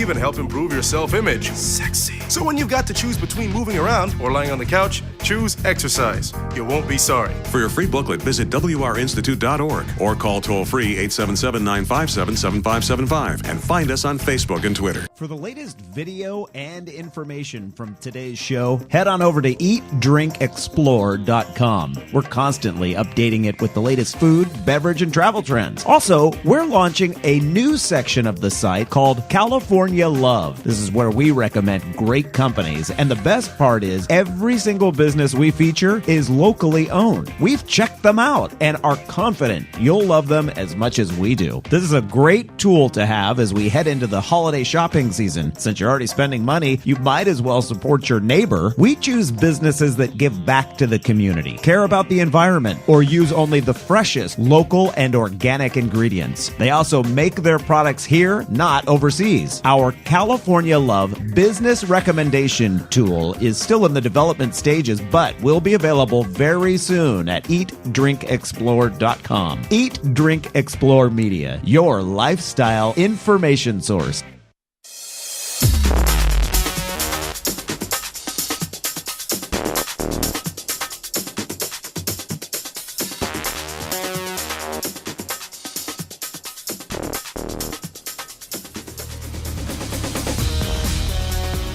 Good day, good day, good day. 9:49 the time. Once per show, I always have to throw out a little Do your Australian down under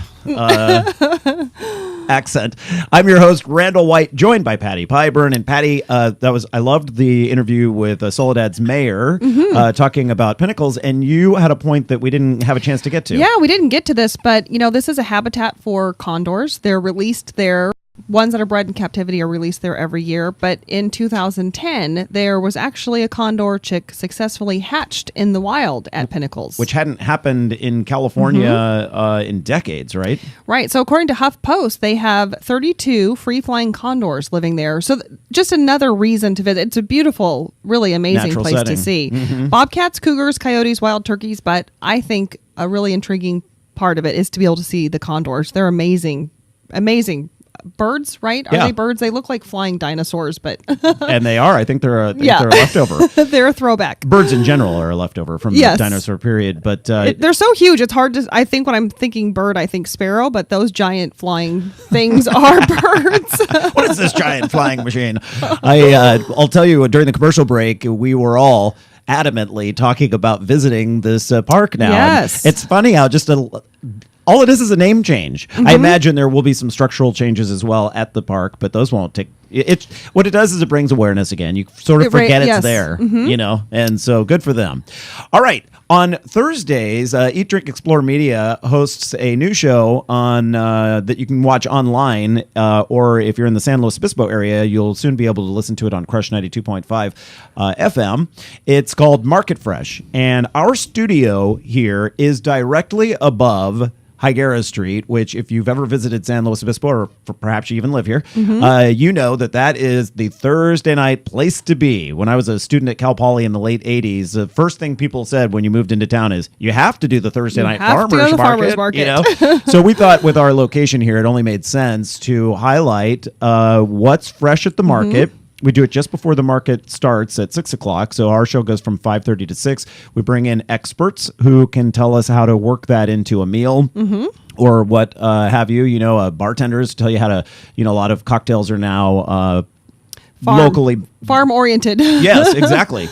And so it's a really good show. We've only had 2 of them that we've sort of been testing out. But this past Thursday, we had a chef from a fantastic restaurant in Cambria called Robin's Restaurant. And they've made a reputation for being farm fresh way before it was the trend. It's very trendy now, but it's something they've been doing for quite some time. Absolutely. So this was all part of San Luis Obispo County Restaurant Month. And we had the chef on, Chef Michael Wood, who showed it. He developed this recipe just for our show.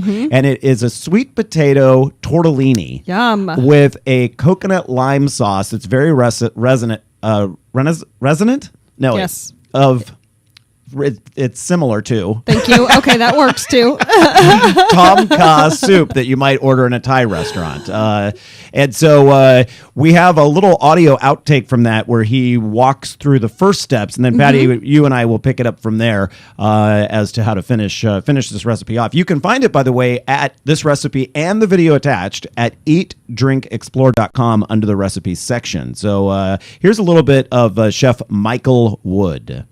We just start with the raw ingredients. The filling for the tortellini itself is 5 ingredients: sweet potatoes, cabbage, onions, ginger, garlic. We start with the onions in a pan, a little bit of olive oil, add the ginger, the garlic, and then once that kind of starts to soften up, we add the sweet potatoes and then the vegetable broth, and then cook it until basically we can mash the sweet potatoes, and that's the main filling for the tortellini. The longer you want to cook the onions, you just lower the heat a little bit.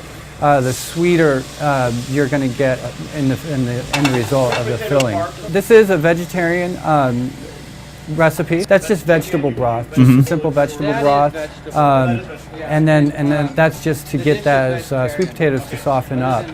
By the time that's done cooking, most of the liquid will be gone. If not, it can be strained off, but the recipe is pretty right on the money, and just lower the heat after we add the broth and just wait for those to soften up, and we've got our filling ready to go. I chose to use Brussels sprouts and some oyster and shiitake mushrooms to pair with the coconut lime sauce that we made beforehand with this, which is actually just a simple recipe as well. Just the ingredients are just brought to a simmer, cooked for 5 to 10 minutes, and then strained out. Kind of the influence behind this dish is the Thai soup Thang Da Khai. And so that mushroom, coconut, lime broth, you could, any fresh vegetables that you have, just all par cooked, just saute that up, and then with the raviolis and the sauce would work. I put it in a food processor and just got a smooth puree out of it. You could easily put, just use a fork or a potato masher so you just have a filling. And you see, if you're watching the video online, that he then takes this paste that he's made with the sweet potato and the other ingredients and puts it in a pastry bag, then uses that to... so have you ever bought those wonton skins? Yeah, they're already done in a little package. Yeah, so he has these round wonton skins that you can then take the pastry bag and you just put a little dollop on each one, and then you fold it over like a taco. So seal that up. Yeah, and you seal it, and then so now you have like a half semicircle, you know, that's bulging. With the filling, okay. Then you take a little egg wash and put it on one corner, and you just bring it around to make it round, and that's how you get the tortellini. So you attach those corners. Then you take those tortellini and the raw ones at this point, and put them in boiling water. And he says that when they start floating, that's how you know they're done. Yeah. Oh, okay. And so then you just put those in the pan with the mushrooms, and he puts the sauce then in there, and the sauce recipe is online as well. You put those in the pan, and then you plate it. And I got to tell you, the picture looks amazing. I tasted it, and it was out of this world. It was delicious. He wasn't sure at that point whether at Robbins whether he was going to serve it as an appetizer or a main dish, but you could do it either way. Right. And it is, like he said, vegetarian. So if you are looking for a way to spice up your Meatless Monday or that sort of thing, that would do it. The sauce, coconut milk, a little bit of broth, soy sauce, ginger, fish sauce, some scallions, lime juice. Yum. Now, I saw the fish sauce there. Is there actually fish in fish sauce? I don't know. I'm you know how sometimes something's called, but I think there is. So in that case, it would make it not vegetarian. If you added, you can forego the fish sauce. Yeah. I'm just doing a little search on fish sauce. I'll let you know here in a second. Yeah. So I've used fish sauce before, and it's not something you want to smell directly. Yep. It's got fish in it. It's got fish in it. Well, it really boosts the flavor by a lot because it has those glutamines in them, just like monosodium glutamate. Those glutamates. That flavor enhancer. It is a flavor enhancer. So you could forego that. Yeah. So anyway, great having you with us, everyone, today. That does it for another episode of Eat, Drink, Explore. Join us next week when we'll tell you about a California beer festival at sea, right off the coast, and more chef tips as we continue California Restaurant Month. I'm your host, Randall White, joined by Patty Piper, and thank you to Ricardo Teodosio, Anthony Renaro, and Cora Adama. You've been listening to the Eat, Drink, Explore radio program. If you missed any of our segments today, look for them online or through our free Apple and Android apps. Catch you back right here next week.